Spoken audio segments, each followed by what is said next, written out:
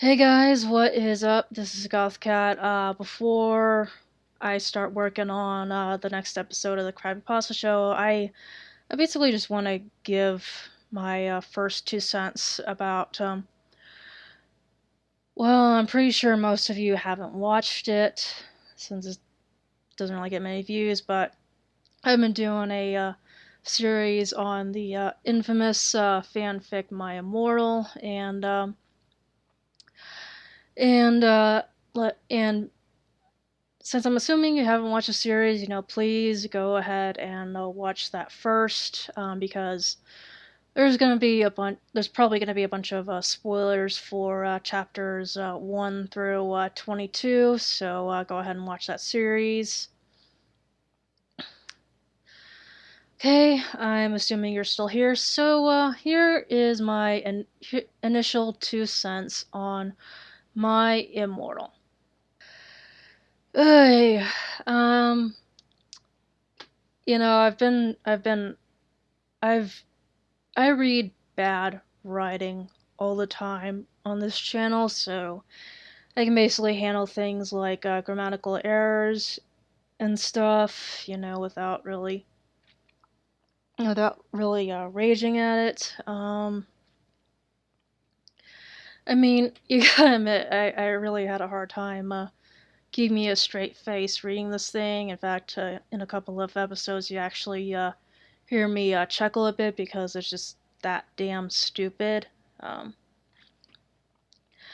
I think for me, uh, the uh, the thing that I have the hardest time tolerating in the story is basically the protagonist herself, Evany Darkness Dementia Ravenway, or Tearaway, as the author may rule.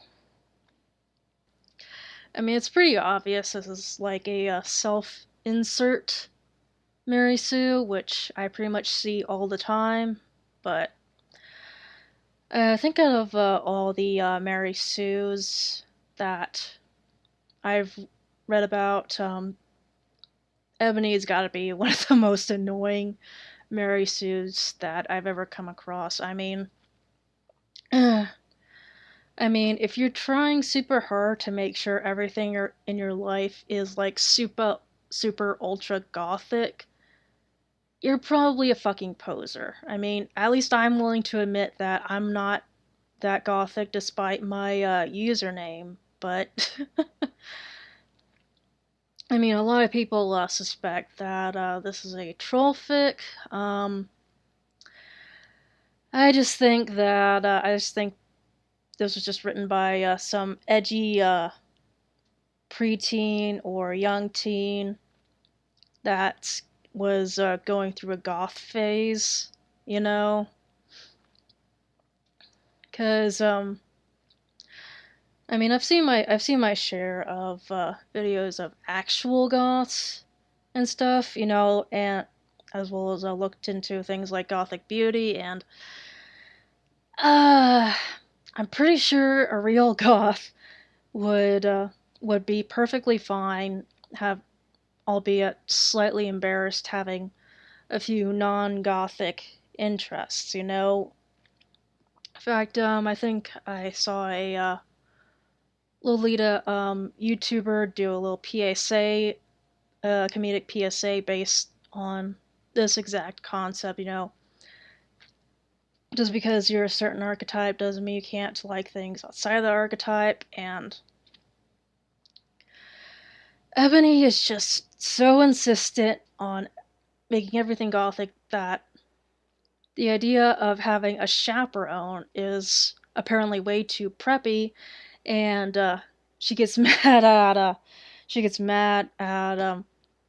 the botched version of Hagrid after he gives her pink roses, even though he's trying to show sympathy. She gets so fucking angry and stuff. And I guess to her all preps are evil, which is not true. I mean, oh my god. For those of you who have barely lived through the to the 2000s. Prep basically just means you're average, everyday person. You know, you're yeah, your average suburbanite. That's basically what prep is. Um, so yeah, I mean, there's a difference between rebelling against the mainstream and being anti-mainstream, thinking that the mainstream is nothing but evil, which I'm pretty sure, like I said, I know some people suspect it's a troll fic, but I kind of have a feeling that's not, you know? Oh my god. This chick is just so damn annoying. I mean, mm. Then there's the usual trope of everyone wanting to fuck the main character when it's a Mary Sue story. Mm. It it kind of makes the whole. I mean, there's one scene in the story where Evany complains, why can't I be normal? I am too beautiful and I am too perfect. Everybody wants me. I mean, I get not one. I get being averted to unwanted attention, but there's a much better way to approach that, and maybe the author could have toned it down by like 10 notches. If it was even integrated into the story, if it could even be integrated into the story at all. Oh my god. And I'm pretty sure the author is just so anti-prep that she pretty much makes every Potter character and sort of bastardizes them into these gothic alter egos. I mean, that's part of the humor of the stories that this author is just so obsessed with being goth that she had to make pretty much everybody goth that was with the protagonist because preps are evil and that bullshit. Oh my god. What else do I have to say about this thing? Yeah. Oh yeah, and of course, because they're probably way too young to watch R-rated movies, the author describes genitals as thingies and you know what's, even though they're perfectly fine using all sorts of cuss words, including, just they could just throw the F-bomb around, but oh no, let's not talk about sex. Yeah, obviously that's part of the charm of the story too. Um, yeah. Yeah, Tara Gillespie, if you're watching this, which you're probably not, I hope you got over this little phase with. I mean, there's nothing wrong with being alternative, but I'm pretty sure what you were going through was just a phase, and I hope you learned from all this, because. Uh, the story, was brought about by this little phase of yours, it so far it's pretty hilarious. Obviously, I'm only like halfway through the story, so yeah, at least it's bad enough to be entertaining, And for the record, if you're super obsessed with being alternative to the very finest detail, you're probably a fucking poser, you know.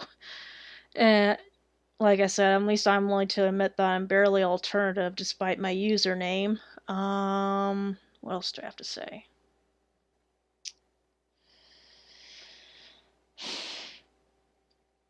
Oh yeah, I totally forgot to mention the way Evany just slits her wrists.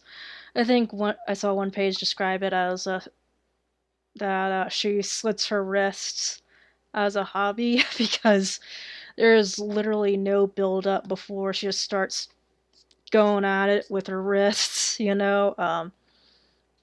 you're gonna put self harm in your story, put a little build up because without that build up, there's just no way to take it seriously. I'm pretty sure it's just gonna give off the impression that they just self harmed at a whim, which pretty much doesn't happen. Even if they're just doing it for attention, that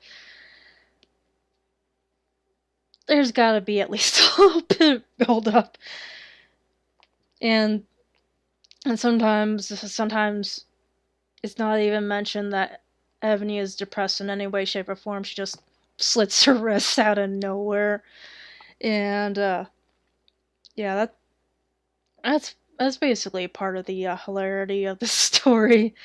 She's obviously this very deluded Mary Sue with a god complex. Otherwise, she wouldn't just denounce everything as, "Oh, are you going prep? Oh, are you going prep? Are you a prep? Are you a prep?" And they even have a nerve to call Gothic Dumbledore a poser.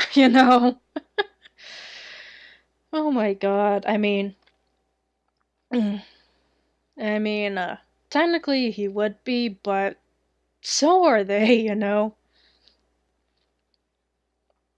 And I don't know about the Gryffindor goths or anything like that, but I'm pretty sure Dumbledore saved your ass multiple times in this story. You're gonna be an asshole to him. And of course, at the very end, Ebony Darkness Dementia Ravenway is the only one who can kill Voldemort. I think a lot of other people have also pointed out, like how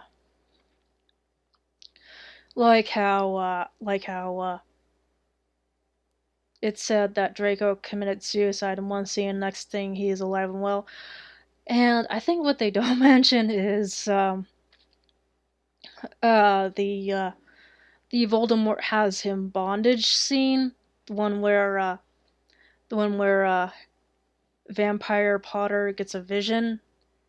It's literally done twice in like two different settings. Oh my fucking god. Oh god.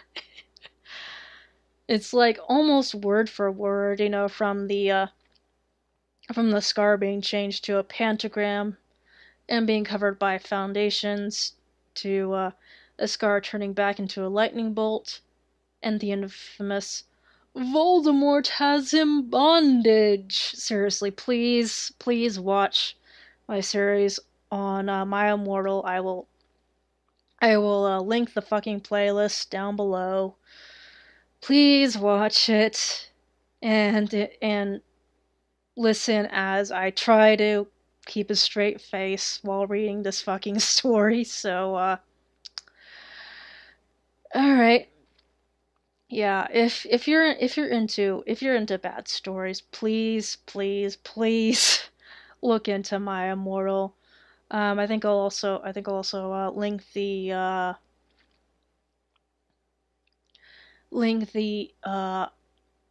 page where I'm reading it from, also down below, along with the playlist. And in case anybody sees this video, I actually have a little Etsy shop. It was a failed doll accessory shop up until recently, which I'm pretty much starting to turn it into a gothic craft shop. My two recent creations are an art ragdoll and a hair bow with a crochet rose in the middle. I've got a few other projects planned as well. In fact, I recently made a pattern for another art doll, which I'm gonna start cutting fabric for later. And again, I'm gonna put the link to my shop down below. So I guess here's my first 2 cents before the next episode of the Crappy Pasta Show, and this is Gothcat signing out. Thank you and goodbye.